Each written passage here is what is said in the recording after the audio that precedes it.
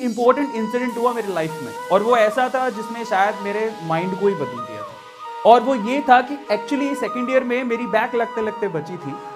In that case मैं शाम में खाना खाने जाता था, तो वहाँ पर मालवीय नगर, जिसको पता हो जयपुर में उनको पता है, सो वहाँ पर बैठ के मैं खाना खा रहा था। तो वहाँ पर रात को 9 बजे सन्नाटा ही था। आपको पता है रात को 9 बजे सर्दियों में कौन बाहर निकलता, बैठा हुआ था, तो कुछ और देखने लायक था नहीं। मैंने अपना खाने का ऑर्डर कर दिया, तो सामने एक फैमिली बैठी हुई थी, और फैमिली में एक बूढ़ी माँ थी और उसका हस्बैंड था और उनका एक बेटा था।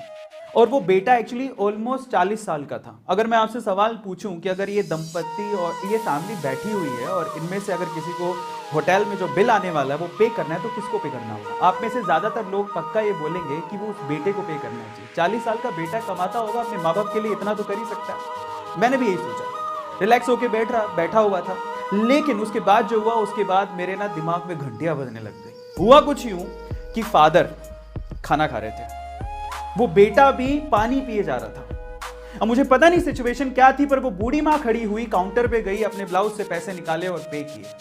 मैं नहीं जानता उनकी सिचुएशन क्या थी, लेकिन वहां से घंटी जो दिमाग में बजी वो ये कि अरविंद अरोड़ा, अगर तेरी यही हालत रही तो एक दिन तू भी किसी अच्छे होटल में अपने माँ बाप को खाना नहीं खिला पाएगा। निकल बाहर और कुछ कर। वहां से सेमेस्टर में मेरी बैक लगी थी। मेरी कॉलेज में जो इमेज थी वो पूरी तरह से खराब हो चुकी थी, क्योंकि बिल्कुल लफंडर हो चुका था मैं। क्लास में मेरे साथ कोई बैठता नहीं था। अब लोग यहां से डिलेमा में आ जाते हैं, और मे भी हो सकता है कि इतना ज्यादा प्रेशराइज हो जाते हैं कि मेरे साथ तो कोई बैठता ही नहीं है। इतना ज्यादा सीरियस हो जाते हैं कि वो इंजीनियरिंग छोड़ने की बात भी सोच लेते हैं। मैंने भी सोची थी, मुझे लगा था कि यार मुझे इंजीनियरिंग छोड़ देनी चाहिए, लेकिन फिर दिमाग में आता था कि मैं बहुत कुछ बोल के आया हूं घर से, यार मैं नहीं जा सकता वापस। मैंने इसी सिचुएशन को, जहां पर मैं बिल्कुल गिरा हुआ था, इसको मैंने एडवांटेज के तौर पे लिया। सो वहां से मैंने अपना बिल्कुल ध्यान जो भटक गया था पूरा कॉन्सेंट्रेट किया स्टडीज के ऊपर, और बिल्कुल फोकस कर लिया स्टडीज के ऊपर। फाइनली मेरी इंजीनियरिंग में जो सेकंड लास्ट सेमेस्टर था वो सिल्वर मेडल से मैंने खत्म किया, और फाइनली जो लास्ट सेमेस्टर था और लास्ट इंजीनियरिंग पूरी कंप्लीट की मैंने ऑनर्स के साथ।